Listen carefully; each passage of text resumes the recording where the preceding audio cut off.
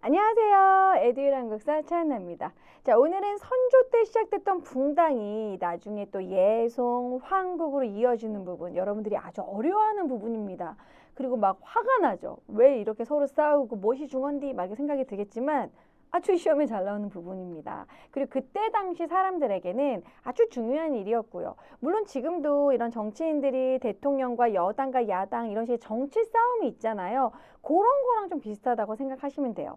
자, 일단 먼저 붕당이 형성이 된 건 사림들이 나중에 최후 승리를 합니다. 그 전에 무슨 일이 있었냐면 사화가 있었어요. 사실 그래서 예송과 황국은 사화랑 같이 한 번에 사화, 예송, 황국을 한 번에 정리하시면 좋은데요. 일단 사화는 훈구파에 의해서 사림이 화를 입은 거죠.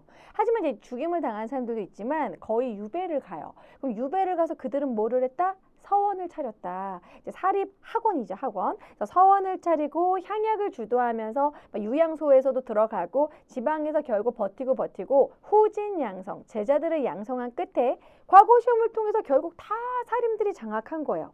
훈구파들은 그럼 왜 사라졌느냐? 훈구파들은 후진양성을 못했다. 본인이 가지고 있는 재력이 워낙 많고 아들들도 공부 잘 안 하고 과거로 진출을 별로 못했기 때문에 결국 사림들이 결국 승리를 하게 됩니다. 자, 그래서 이제 붕당은 선조 때 만들어지게 되고 제일 처음에 동인과 서인으로 나눠졌다고 했죠. 동인과 서인으로 나눠진 이유는 남아있는 훈구파들을 어떻게 정리할 것인지. 훈구파들은 주로 외척 세력이었거든요. 요 척신을 청산한다는 그런 부분이 훈구파들, 외척 세력들을 어떻게 제거할 건지, 아예 죽일 건지, 뭐 유배 보낼 건지, 뭐 그런 식의 정리. 자, 그 다음에 이조전랑 임명 문제. 이조 전랑이라는 관직은 이호 예병 현공의 이조의 전랑이라는 관직은요.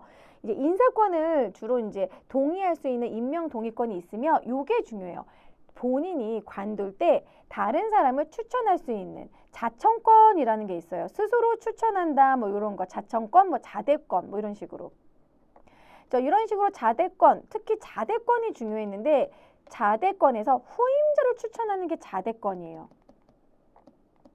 이게 왜 중요하냐? 내가 관두면서 나의 후임을 내가 추천해. 그럼 결국 내가 예를 들어 이제 도산서원 출신이다. 그럼 도산서원 출신으로 추천을 하면 계속 도산서원 출신이 이 이조 전람 관직에 이제 계속 있게 되는 거예요. 그리고 또 이조 전람 관직은 각종 인사권에 관여를 하기 때문에 아주 중요한 관직인데 요 관직을 서로 갖겠다고 싸우게 된 게 동인 서인이다. 자, 그래서 동인 서인으로 이제 나눠졌어요. 자, 그런데 동인이 서인에게 엄청나게 피해를 당하게 되는 사건, 정여립 모반 사건이 일어납니다. 정여립이라는 인물이 대동계라는 걸 만들고 이제 그 호남 지방에서 많은 사람들을 모아가지고 막 사냥을 하러 다니고 하늘 아래 모두 대동 다 평등하다 뭐 이런 대동 사상으로 인해 가지고 막 모였는데 이 사람들이 왜구가 쳐들어왔을 때 막 격퇴하기도 하고 꽤 군사력이 되는 거야. 그러니까 서인들이 저들은 역모를 꾀하고 있다. 그래서 이래가지고 진짜로 역모를 꾀했는지는 모르나 어쨌든 이제 엄청난 피해를 당합니다. 이제 피바람이 부는데요. 그것을 기축 옥사라고 합니다. 요 기축 옥사 때 많은 동인들이 이제 죽게 돼요. 이런 이제 서인들이 이제 우세해지죠. 요거를 주도했던 서인이 정철이에요. 그런데 이 정철이 점점점 이제 약간 힘이 약해지는 사건이 일어납니다. 선조에게 세자에 대해서 건의하다가 선조한테 찍혀서 정철이 쫓겨나게 되는데 정철을 죽일 거냐 살릴 거냐 이걸 가지고 이제 북인 남인 나눠지게 되는 거죠. 자, 그래서 정철의 건조의 사건으로 서인의 힘이 약해지게 됐을 때 북인 남인으로 나눠진다. 정철을 죽이자 그러면은 북인 강경파라고 할 수 있고 이제 남인은 그냥 공존하는 거죠. 온 것. 그냥 유배만 보내자. 뭐 죽일 것까지. 그래도 관동별곡 엄청난 문학적으로 대단한 사람 아니냐. 어쨌든 이렇게 나눠지게 됩니다. 그리고 서인은 이렇게 쭉 가는 거고요. 그런데 북인은 언제 이제 정권을 잡냐면 북인들은 조식의 제자들, 남면 조식의 제자들로 조식은 경과 의, 실천을 중요시하고 성리학적인 실천, 일어나자, 싸우자, 의병 라인이 많아요. 그래서 북인 쪽은 이쪽 의병 출신들이 많다. 조식의 제자들로 실제로 조식의 제자들로 유명했던 인물이 바로 곽재우입니다. 홍의장군 곽재우. 이런 곽재우나 정인홍 이런 사람들이 이제 의병으로 일어날 수 있었던 건 조식의 가르친 대로 실천한 것이에요. 그래서 이런 곽재우, 정인홍 뭐 이러한 인물들이 북인 라인입니다. 그리고 광해군도 실제로 선조가 빠르게 도망가고 광해군은 남아서 분조를 이뤘다고 하거든요. 조선을 둘로 나눈 거예요. 그래서 광해군은 솔직히 막 뭐 아버지만 혼자 도망가고 막 전쟁 중에 엄청 고생을 하거든요. 그때 이제 광해군도 의병들과 같이 싸웁니다. 그러면서 의병들과 끈끈하게 같이 가는 거죠. 그래서 광해군이 즉위했을 때 북인들이 정권을 잡아요. 자, 그 북인들이 그럼 정권을 잡고 그러고 있는 상황에서 결국 광해군이 쫓겨나게 되죠. 그래서 광해군이 이 중리배교로 찍히게 됩니다. 자, 중리배교로 인해 가지고 이제 인조반정이 일어났다고 했죠. 광해군의 업적, 뭐 대동법을 실시했다, 영창대군을 죽이고 인목대비를 유폐했다. 요것을 뭐 폐모살제다, 폐륜을 저질렀다, 어머니를 유폐하고 형제를 죽이다니. 그래서 결국 광해군을 쫓아내고 인조반정이 일어나죠. 자, 인조반정이 일어났을 때 이때 어떻게 돼요? 쭉 파란색 그 그래프 여기 화살표 보시면 서인들이 이제 주도하게 됩니다. 서인들이 이제 힘이 세지게 되는 거예요. 그럼 북인은 어떻게 돼? 북인은 아웃되는 거지. 북인은 이제 정계에서 이제 다 아웃돼 버리는 거야. 광해군도 유배가고 북인들도 이제 아웃. 그런 상태에서 이제 서인이 주도하고 플러스 남인이 참여하게 되는 그러한 분위기입니다. 남인은 온건한 인물이기 때문에 서인이 주도하고 남인이 참여해요. 그랬을 때 서인과 남인이 끊임없이 이제 싸우게 되는데요. 예송과 황국이 있습니다. 자, 보시면 먼저 예송과 황국은 한 번에 정리해 주시는 게 좋아요. 잘 설명을 듣고 헷갈리지 않게. 그래서 여러분들이 나중에 한능검 문제 풀 때 쫙 적을 수 있게끔 간단하게. 자, 효종에서 현종으로 이어지는데 효종은 원래 복림대군 출신으로 이 복림대군은 원래 둘째입니다. 그럼 첫째는 누구냐면 소현세자였어요. 사실 소현세자는 청의 문물을 좀 받아들이고 막 과학기술을 발전시키자고 막 옵니다. 아바마마 제가 가져온 천리경입니다. 이랬더니 인조가 내 방을 염탐하려고 갖고 왔느냐 막 이러고 그렇게 인조가 소현세자를 미워했다고 해요. 막 벼루를 집어던져서 막 이마가 깨지고 이럴 정도로. 그리고 소현세자는 정말 의문의 죽음을 맞이하게 되는데 인조가 그런 걸 조사를 하지도 않고 빠르게 또 장례를 치러버립니다. 어쨌든 소현세자가 첫째고 죽고 복림대군이 왕위에 오르게 되는데 어쨌든 복림대군은 둘째잖아요. 이게 팩트죠. 자, 그래서 둘째니까 상복 짧게 입자 이렇게 얘기하는 건 서인. 그래도 왕 대우를 해주자. 그럼 남인이 되는 겁니다. 자, 그럼 어쨌든 효종 다음으로 현종이 왕위에 올랐어요. 현종이 왕위에 올랐을 때 효종이 죽었을 때와 효종의 아내 효종비가 죽었을 때 왕실의 가장 우더른이었던 자의대비가 상복을 어느 정도 기간 입느냐. 그게 바로 예송입니다. 예에 대한 송, 싸움이다. 그래서 예송이라고 하는데요. 현종 때 두 차례 예송이 있었어요. 자, 자의대비가 어떻게 상복을 입느냐라는 복상 기간인데요. 자, 효종이 죽었을 때 1차 예송 기예예송이라고 하고요. 효종비가 죽었을 때 2차 예송 갑인예송입니다. 자, 그래서 여기서는 효종이 이제 죽었을 때는 남인들은 그래도 왕이니까 국조 오례에 맞춰서 왕 대우해주자. 무조건 3년 입는 것이다. 그래서 왕이니까 3년 입자라고 주장을 하고 그리고 서인들은 무슨 소리야. 둘째는 둘째지 팩트인데 그냥 하늘 아래 왕과 사대부는 같은 예를 한다. 뭐 천하동예 이렇게 얘기하면서 1년을 주장합니다. 이렇게 1년은 다른 말로 기념복이라고도 해요. 기념복을 입자 1년만 입자. 근데 결국에는 서인께 채택이 됐어요. 별표. 그 다음에 이제 두 번째 갑인예송 때는 효종의 비가 죽었을 때 또 자의대비 상복 문제로 또 싸워. 참 지금 생각해보면 알고 의미 없다 그러지만 그때는 왕권과 신권의 기싸움, 정치적인 싸움이었던 거죠. 이제 여기서 이제 한번 밀리면 이제 바로 설 것이 없다 이렇게 생각한 거예요. 자, 이때도 역시 남인은 1년의 입작을 주장을 합니다. 남인도 기념복을 주장했어요. 하지만 이제 또 서인들은 9개월만 입자라고 주장해요. 요 9개월 입는 거는 또 사료에서 좀 어렵게 나오면 대공복이다라고 얘기하기도 합니다. 이때는 현종이 좀 자랐기 때문에 이번에는 남인의 편을 들어줍니다. 1년. 항상 이긴 것보다 1년이다. 자, 다시 기예예송 때는 서인이 이겼죠. 1년. 서인이 이겼어요. 그 다음에 갑인예송 때는 남인이 이겼어요. 이런 식으로 기갑, 서남 이렇게 되는 거죠. 기의 갑인. 그래서 기갑, 서남 여기까지 정리하고 황국으로 넘어가겠습니다. 자, 여기 보면은 광인, 효현, 숙경영정이잖아요. 현종 다음에 바로 숙종이에요. 그래서 바로 이어져요. 자, 근데 숙종 때 이제 황국이 일어나는데 이건 뭐냐면 마지막에 남인이 이겼잖아요. 이 가빈이의 송 때 남인이 이겼죠. 그랬을 때 남인이 이제 점점 힘이 세지면서 이때 장희빈이 궁궐에 투입될 수 있었습니다. 궁녀로. 자, 그런 상황에서 이 남인들 중에 허적과 윤휴가 막 갑자기 이제 북벌을 추진을 하면서 이게 뭐냐면 명나라의 그런 잔당들, 명나라의 한 그런 잔류들이 청한테 대항하는 뭐 3번의 난이라는 일이 벌어졌어요. 그래서 청이 정신이 없을 때 이때 치자.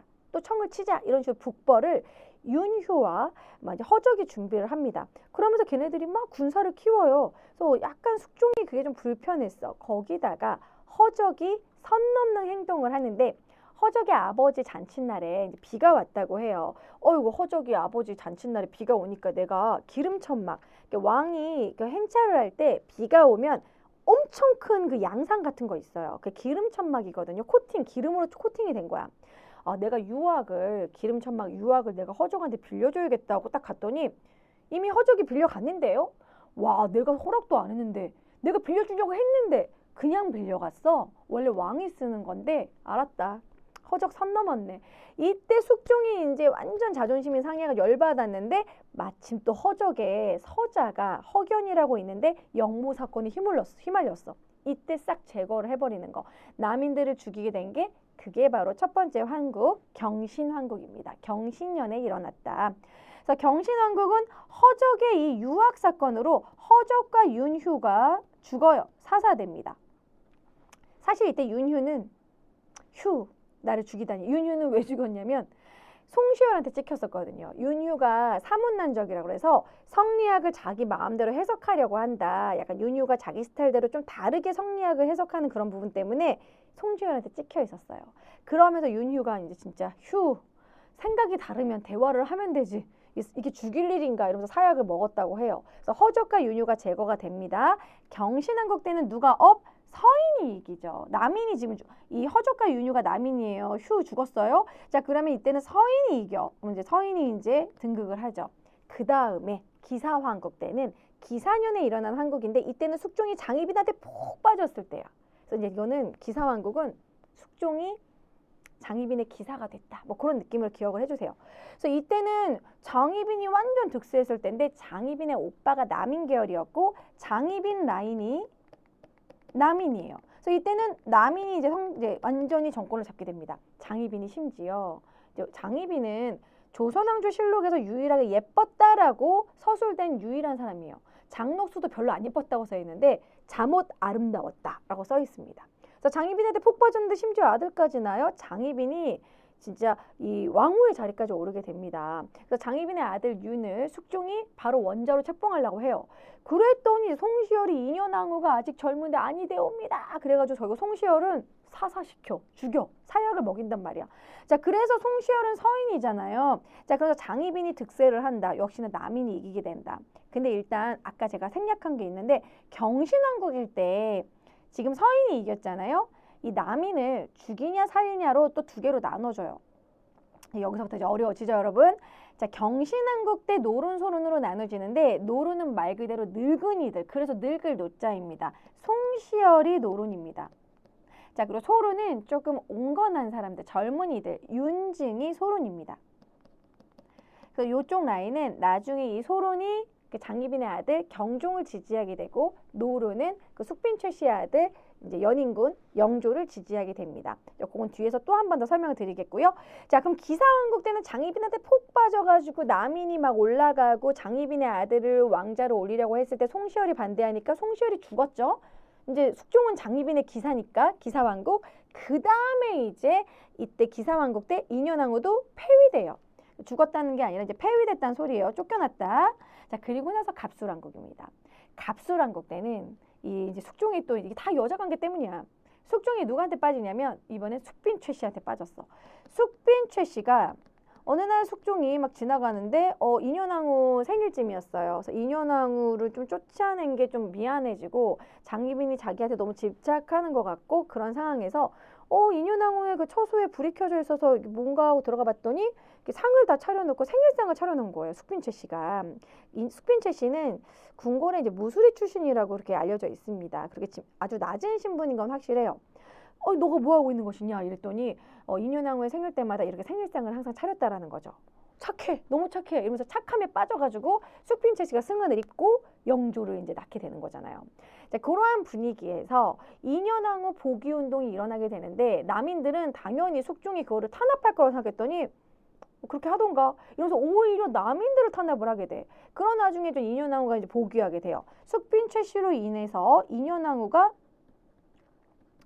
복위하게 됩니다. 그럼 인현왕후가 복위하게 되면 인현왕후는 완전 서인 라인이거든요. 서인이 승리하게 되는 거죠. 자, 그러면서 인현왕후가 복위를 했는데 시름시름 앓다가 죽어요.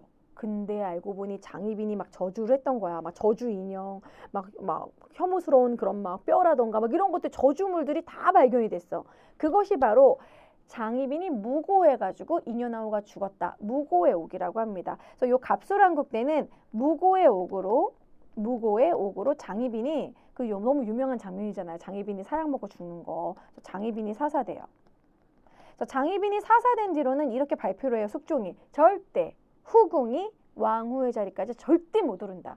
본인이 실수해놓고 아무튼 그렇게 해서 이제 발표를 해요. 그래서 어쨌든 이 황국은 숙종이 의도해서 한 당이 정권을 잡으면 다른 당을 다 죽이거나 쫓아내버리고 또 다시 한 당이 정권을 받으면 서인이 잡으면은 남인 싹 죽이고 남인이 정권 잡으면 이제 그 다음에 서인을 싹 죽이는 이런 식으로 일당 전제가 나타나면서 이때부터 이제 붕당이 변질되었다라고 볼 수 있습니다. 붕당이라는 건 상대당과 서로 다름을 인정하고 공존하는 그러한 당이었는데 초창기 붕당은 건전한 붕당이었는데 이 숙종 때부터 한 당이 정권을 싹 잡고 독재를 하는 거죠. 일당 전제, 다른 당을 쫓아내버린다. 전제화돼 버렸다. 자, 그러면서 이렇게 문제가 나타났다. 다시 한번 정리를 하면 여기서는 기예예손, 갑인예손, 경신한국, 기상한국, 갑술한국이잖아요. 앞 글자를 따서 기갑, 경기갑으로 외워줍니다. 기갑, 경기갑, 기, 갑, 경, 기, 갑. 기갑, 경기갑. 너무 라임이 딱딱 맞잖아요. 기갑, 경기갑. 자, 그럼 여기다가 써볼게요. 기갑, 경기갑. 요거 되게 헷갈리는 부분이기 때문에 여러분 한눈만 볼 때 그냥 쭉 쓰세요. 기갑, 경기갑. 그리고 제일 처음에 이긴 게 누구예요? 서인이 이겨요. 서인이 이긴 것만 기억하면 돼. 그 다음엔 징검다리야. 서남, 서남서. 서남, 서남서. 요렇게 집권 붕당을 같이 기억합니다. 기갑, 경기갑, 서남, 서남서. 그래서 마지막은 결국 서인이 이기게 되죠. 물론 경신왕국 때 서인이 노론소론 나눠지지만 나중에도 또 결국 서인이 이긴 거기 때문에 뭐 노론소론 여기다 막 노론소론 나눠서 외울 필요는 없어요. 그냥 서남, 서남서로 외우시면 돼요. 기갑, 경기갑, 서남, 서남서. 요 순서로. 자, 기갑, 경기갑, 그리고 다시 한번 동그라미 서, 남, 서, 남, 서. 그래서 마지막에 서인이 최후 승리를 하게 됩니다. 자, 그래서 사실 서인 중에서도 이제 노론이 막 주도를 하게 되는데 원래는 영조를 올리려고 했어. 연인궁을 올리려고 막 준비하고 있었는데 숙종이 갑자기 죽어버리는 바람에 경종이 올라가요.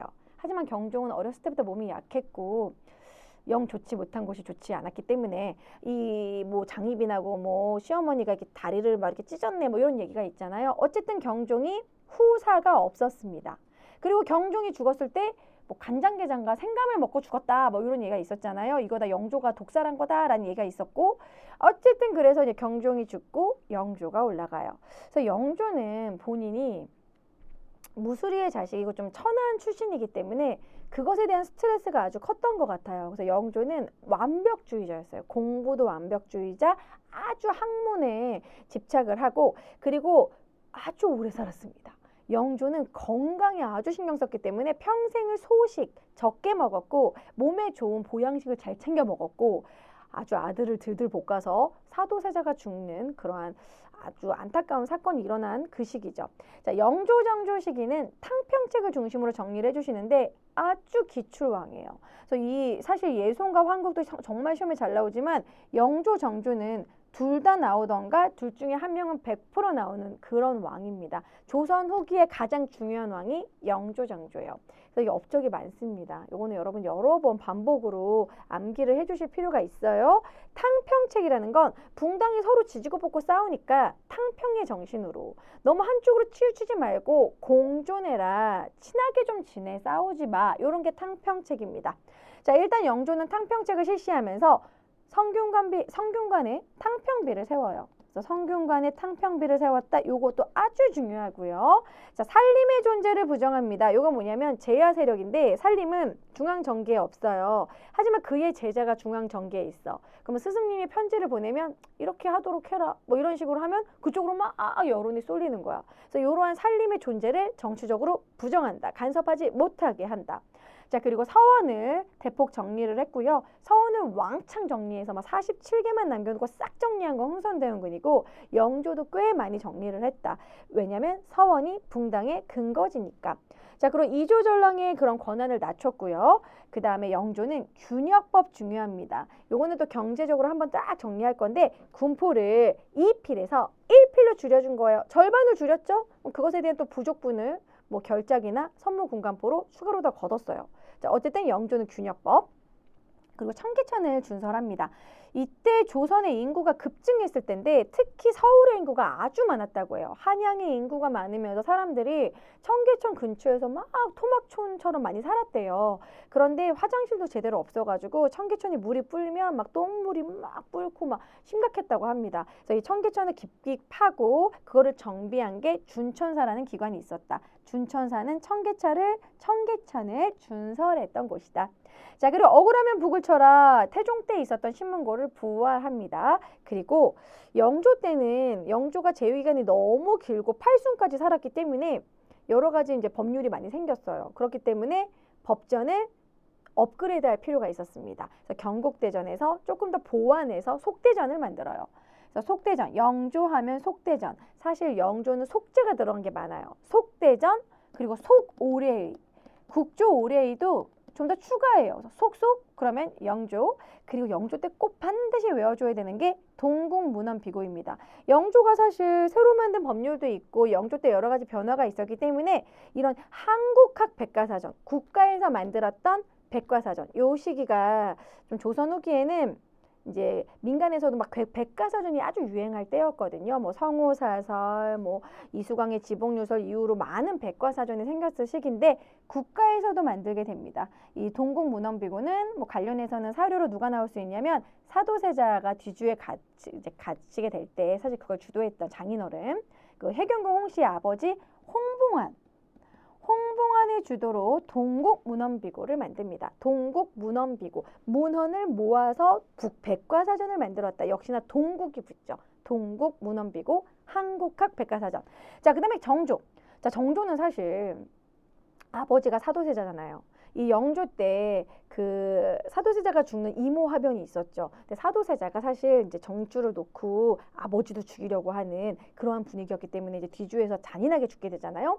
근데 사도세자의 아들인 정조는 이 사도세자가 그렇게 역모를 꾀한 것처럼 죽었기 때문에 죄인의 아들이라서 그럼 왕이 될 수가 없어요. 그래서 정조를 어떻게 했냐면 영조의 첫 번째 아들이 일찍 죽었는데 영조의 첫 번째 아들한테 이제 약간 그 양자로 올려버린 거야, 호적을. 그 이제 사도세자의 아들이 아니라 영조의 그 아들의 영조의 죽은 아들의 그런 다른 아들의 그런 손자가 돼버린 거지. 어쨌든 그런 식으로 정조가 왕이 될 수 있었는데 정조는 왕위에 오르자마자 이렇게 말합니다. 나는 사도세자의 아들이다. 그러면 이제 그런 노론들, 니들이 우리 아버지 죽인 거 다 기억하고 있어. 자, 이런 거를 약간 정치적으로 이용을 해요. 그래서 아버지의 릉을 육릉으로 이제 그쪽으로 이제 그 수원으로 옮기게 돼요. 수원의 아버지 릉을 먼저 옮긴 다음에 조선시대에는 효도가 당연한 것이니까 난 아버지 보러 가는 거야, 효도하러 가는 거야 하면서 이제 수원에 행차를 하고 수원 화성을 짓게 됩니다. 자, 그래서 요게 중요해요. 정조는 규장각을 만들어서 규장각은 정조의 개혁기구예요. 규장각은 원래는 겉으로는 뭔가 약간 집현전 비슷하게 그런 왕의 문집을 모으는 도서관 같은 그러한 식의 역할이었지만 실질적으로는 개혁기구. 정조의 개혁기구로 규장각을 만들고 여기서 초계문신제를 실시합니다. 초계문신제는 뭐냐면 하급관리와도 이제 정조가 재교육해서 등용하겠다는 거예요. 하급 관리를 재교육했던 초계문신 제도를 실시해요. 이거 실제로 정조가 스승이 돼서 이렇게 가르칩니다. 자, 그리고 정조의 친위부대 장용영을 만들고 이 장용영의 외영이 수원 화성이에요. 자, 그 다음에 정조는 신해통공을 실시했는데 신해통공으로 금난정권을 폐지했다. 금난정권은 무엇이냐면 그때 당시 이제 시전상인들이 이제 다른 사람들은 난전을 금하게 하는 이런 혜택이 있었어요. 그러니까 이게 사실 뭐냐면 원래 이제 태조 이성기 때부터 그 개경에 있는 상인들, 시전 상인들은 이제 한양으로 오게 하는데 저희는 옮기기 싫은데요. 이러니까 그럼 너네가 여기 한양으로 와서 장사를 하면 너희들에게 특권을 주겠다. 니네들만 장사할 수 있게 금난정권이라는 특권을 줄게라고 얘기를 해요. 그럼 그 사람들만 그 특정 물건을 팔 수 있게 된 거예요. 그런데 이제 조선 후기가 되면 사람들이 먹고 살기 힘들고 막 돗자리 깔아가지고 난전을 막 하게 돼요. 그걸 난전이라고 하거든요. 그래서 많은 사람들이 요청을 합니다. 장사해서 먹고 살 수 있게 해달라고. 그래서 정조 때 이제 엄청 특단의 조치를 하게 돼요. 신해통공은 통하게 한다. 장사를. 금난 정권을 폐지하는데 여기서 중요한 건 유기전만. 유기전은 여전히 특권을 줘요. 유기전을 제외한 다른 시전 상인들은 난전을 금하게 못한다. 그러니까 유기전을 제외한 금난정권, 난전을 금하는 정권 그 권리를 없앤다라는 겁니다. 유기전만 금난정권을 가지게 되고 이제는 다른 사람들 시전 상인들이 뭐 하는 거 다른 사람도 팔아도 된다. 뭐 이런 거예요. 그래서 신해통공으로 중요한 건 상업이 발달하게 됩니다. 아주 상업이 엄청나게 발달을 하게 된다. 자, 그 다음에 이제 서울과 노비 차별을 좀 완화시켰다. 이 부분은 무엇이냐면 특히 서울 이 규장각에 검서관이라는 관직이 있었는데 규장각 검서관은 그러니까 요즘으로 치면 도서관 사서 같은 역할인데 실질적으로는 규장각 검서관이 정조의 여러 개혁을 도와주는 그런 역할을 하는데 그 청요직 사원부, 사관원, 홍문관과 거의 비슷한 언론 기능적인 그런 청요직에 가까운 그러한 관직이었어요. 그러한 검서관의 관직에 서울을 올린 거야. 그래서 서울을 규장각 검서관에 올렸다. 대표적인 인물이 있어요. 뭐 유득공, 발해고를 만든 유득공, 북하기를 만들었던 박제가, 뭐 이덕무, 뭐 이런 인물을 규장각 검서관에 올렸다. 서울 출신이었다. 노비의 차별도 좀 완화시켰다. 뭐 도망 노비를 잡지 말아라. 뭐 이런 식으로 정조가 서울과 노비의 차별을 완화했다. 자, 그리고 정조 때는 법전을 더욱더 업그레이드해서 대전 통편을 만듭니다. 자, 대전 통편은 사료에 원, 속, 증이라는 말이 나오는데요. 원전은 경국대전, 속은 속대전의 속. 그리고 증은 증가한 거에다가 더 중가한 내용을 쓴 거예요. 그게 바로 대전 통편입니다. 그리고 정조는 평상시에 기록을 잘하는 습관이 있는데 정조 때 또 책을 또 많이 만듭니다. 동문희고는 외교에 관련된 내용이고요. 뭐 추관지는 형벌, 뭐 탁제지는 재정, 뭐 이렇게 여러 책들이 있는데 무예도보통지는 꼭 외워주세요. 무예도보통지는 무예서입니다. 원래 정조의 아버지 사도세자가 밀덕이거든요. 무기 같은 거에 되게 관심이 많았고 무예서를 많이 써놨었어요. 그 사도세자의 무예서를 모아서 조금 더 업그레이드해서 정조가 정리해서 만든 게 무예도보통지고 이 무예도보통지로 훈련을 했던 게 바로 장용영입니다. 그런 식으로 장용영이 무예도보통지로 훈련하고 실제 훈련했던 장소가 수원 화성이 되는 거죠. 수원 화성은 특히 뭐 여기서 뭐 거중기 정약용이 만들었던 거중기로 수원 화성을 쌓았다. 뭐로 수원 화성을 이제 행차를 하러 갈 때 정조가 정말 여러 차례 행차를 하게 되는데 그 행차할 때 배다리를 만든 것도 역시 정약용이죠. 그리고 뭐 해경공 씨의 그 회가변도 이 수원에서 수원 화성의 그 수원 행궁에서 하게 됩니다. 자, 그리고 넘어가서 세도 정치로 넘어갈게요. 정조가 안타까운 게 이런 개혁을 모두 완성을 하고 죽었어야 되는데 정조는 술과 담배를 아주 좋아했기 때문에 40대에 죽게 되고 정조의 어린 아들이 이제 왕위에 오르게 돼요. 그게 바로 순조예요. 순조가 12살에 올랐기 때문에 정순왕후가 뒤에서 수렴청정을 하게 되고 그 다음에 순조의 장인어른이었던 안동김 씨 그리고 헌종의 장인어른이었던 풍양조 씨 그리고 철종 때 장인어른이었던 안동김 씨 이런 식으로 특정 가문이 정권을 잡은 세도 정치가 이루어집니다. 3대 60여 년. 그것은 이제 세도 정치 이렇게 얘기를 하거든요. 소수 가문이 권력을 잡았다. 이거는 정말 정치의 참여의 폭이 너무 좁아진 거예요. 보시면 여러 분당이 있었잖아요. 뭐 동인 서인이 있었고 그리고 이제 북인 남인 그리고 이제 북인이 이제 광해군과 아웃되고 이제 남인하고 그리고 서인하고 뭐 이런 식으로 막 이렇게 이어졌는데 이제는 분당에서 이제 특정 당에서 그 중에서도 이제 노론 그 중에서도 아예 일부 가문으로 좁아진 거예요. 그러니까 정치적인 문제가 생긴 거죠. 그래서 이 소수 가문이 권력을 잡으면서 안동 김씨, 풍양 조 씨가 정권을 잡고 막 휘두르는 세도 정치가 이루어졌고 이들이 어디를 장악했냐면 비변사를 장악하게 됩니다. 이 비변사에서 뭐 왕세자가 누구랑 결혼을 하고 비빈 강택 뭐 아주 세세한 내용들을 비변사에서 다 정한다. 그러면서 비변사가 너무 강화된 나머지 기존에 있었던 의정부와 육조는 하는 일이 없어졌다. 이때 의정부와 육조는 유명무실해졌다. 이렇게 얘기를 합니다. 이름은 있으나 하는 일은 없어졌다. 그래서 이런 식으로 비변사가 강화되었다. 의정부와 육조가 유명무실해지고 수령권도 이제 수령들도 막 지네 맘대로 하고 왕권이 아주 약해졌던 시기예요. 자, 그리고 이때 안동 김씨와 풍양조 씨가 이 비변사와 오군영을 군사까지 장악하고 있는 상황이었다. 이때 이들이 무슨 문제를 일으키냐면 비변사에서 이번에 어디 수령직이 나왔는데 누구 살 사람? 이런 식으로 뇌물을 많이 바친 사람한테 파는 거야. 그런 식으로 관직을 사고 파는 매관매직이 일어납니다. 매관매직이 일어나면 악순환이에요. 제가 만약에 어느 이제 평양에 기생이 이쁘다고 하더라. 그래서 평양의 관직을 내가 샀어. 그럼 내가 관직을 사는 만큼 뇌물을 줬으니까 내가 임기 5년 동안 뽑아먹는 거야. 백성들을 수탈하는 거야. 세금을 막 더 걷고 이런 식으로 삼정의 문란으로 이어집니다. 그래서 이 매관매직은 삼정의 문란으로 이어지게 됐고 삼정은 전정, 조세의 문란, 세금을 더 걷고 군정, 군역의 문란, 군포를 더 거두고 그리고 황국은 관아에서 곡식을 꺼주고 춘대추납, 봄에 꺼주고 가을에 이제 적은 이자를 붙여서 갚는 건데 막 썩은 그런 쌀을 막 한 가마니 꺼준 다음에 햅쌀로 두 가마니 뭐 2배, 3배 이런 식으로 이자가 너무 많아진 거예요. 고리대가 돼버린 거야. 뭐 이런 식으로 해가지고 문란이 심했고 황국의 문란이 제일 심했다. 자, 이래서 결국에는 이것이 농민봉기로 이어지게 된다. 그래서 나중에 임술 농민봉기로 이어서 배우게 될 겁니다. 자, 여기 부분이 다소 내용이 좀 많았는데요. 이게 한 번에 정리를 좀 해줘야 되는 게 이 붕당이 어떻게 이어지고 인조반정 이후로 이제 예송과 황국, 서인과 남인의 싸움에 결국 서인이 이겼고 이제 그 중에서도 노론이 이겼고 자 그리고 나서는 막 이 부분을 해결하려고 탕평책을 막 실시했지만 결국 정조가 죽은 이후로는 세도 정치가 되었다. 자 여러분 꼼꼼히 복습해 주시고 오늘 강의는 여기서 마무리하도록 하겠습니다. 다음 강의에서 만나요. 안녕.